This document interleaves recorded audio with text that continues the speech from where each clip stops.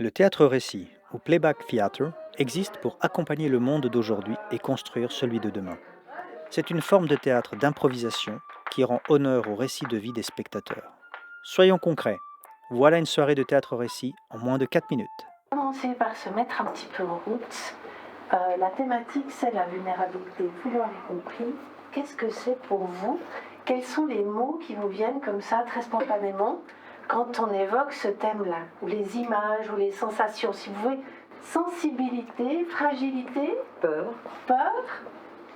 Les acteurs et musiciens sont entrés sur scène et se sont présentés.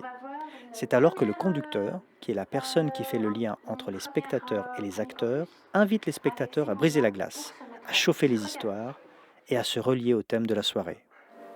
Un peu comme ça, austère. Hein, de toute façon, ils vont bien les remplir d'émotions, hein, tous ces gens-là qui vont passer dedans.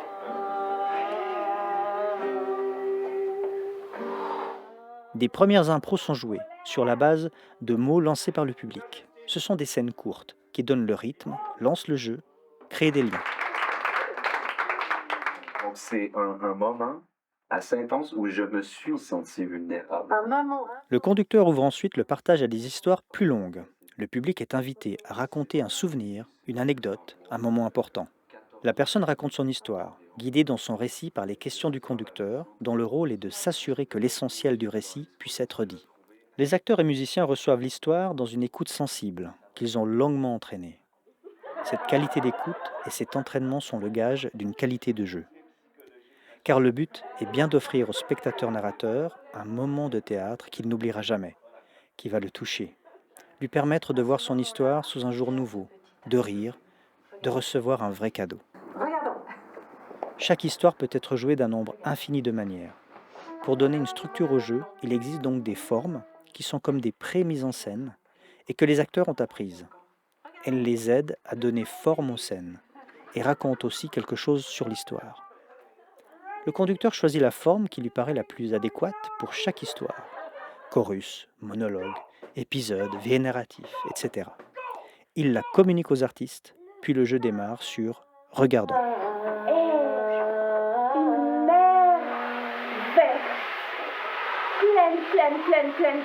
Pleine de puissance. Je suis comme ça, moi. Je prends soin. Je prends soin des choses. Et je prends soin des gens aussi. Je vais mourir. Hein, comme une fleur. Facile. Je suis toujours debout. Une fois le récit terminé, les acteurs rendent le regard au spectateur-narrateur.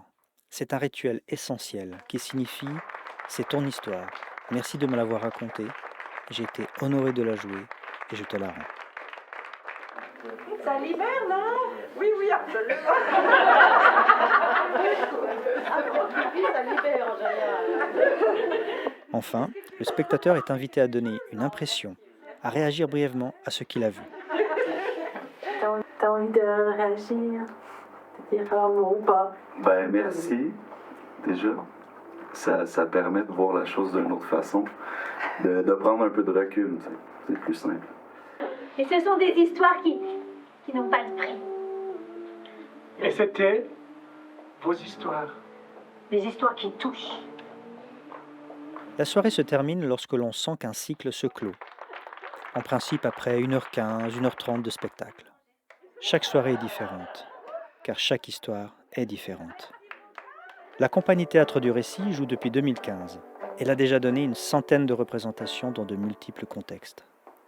Les artistes qui la constituent sont convaincus de l'importance d'offrir un espace d'écoute et de résonance qui sortent des sentiers battus, pour exprimer les émotions, entendre ce qu'il y a derrière les mots, rire des essais ratés, se réjouir des projets émergents, honorer les humains dans qui ils sont fondamentalement et dans ce qui les relie entre eux. C'est souvent drôle, toujours émouvant et bienfaisant, fréquemment transformateur.